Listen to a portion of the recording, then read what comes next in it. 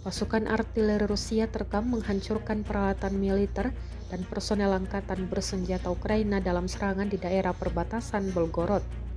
Serangan ini dilakukan oleh howitzer kaliber 122 mm dengan dukungan unit pengintaian udara untuk penyesuaian tembakan.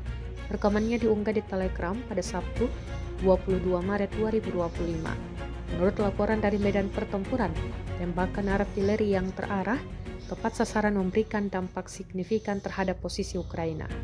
Pengintaian udara berperan penting dalam mengoreksi lintasan proyektil, memastikan setiap serangan mengenai target dengan akurasi tinggi.